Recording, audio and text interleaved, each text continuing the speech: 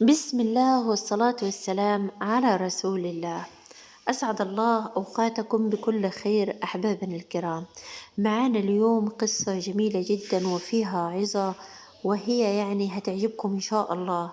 القصة بتقول أو قال القاضي فيها: غار حبيبك عليه فصفعه، فغار حبيبه عليه فقتله.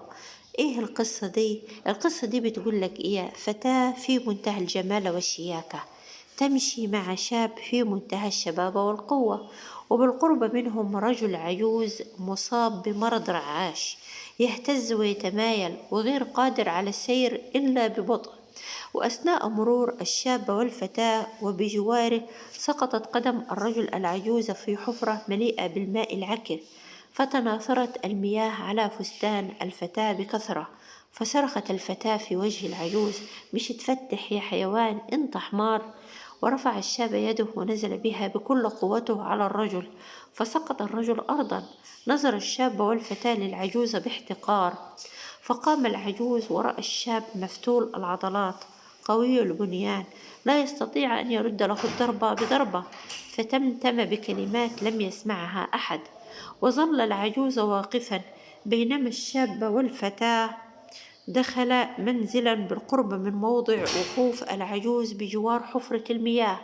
صعد الشاب والفتاة درجات سلم البيت، وما هي إلا ثواني حتى سقط الشاب على رأسه على درجات السلم، حتى هبط على الأرض، حتى وصل إلى الحفرة وسقط رأسه فيها ومات.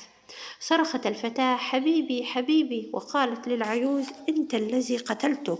ونادت أقاربها، واجتمع الناس جميعا على العجوز وذهبوا به إلى القاضي وقتها. وقالت الفتاة للقاضي: هذا الرجل ساحر دجال. تمتم بكلمات سقط حبيبي بعده ميتا. سأل القاضي الرجل العجوز وقال له: ماذا حدث؟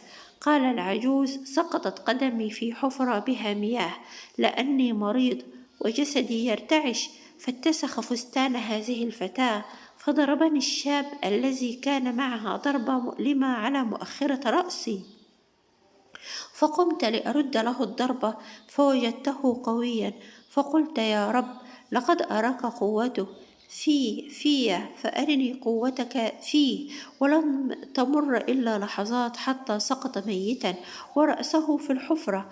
فتوجه القاضي للفتاة قائلا: لم يقتل العجوز حبيبك، غار حبيبك عليك فصفعه، وغار حبيبه عليه فقتله.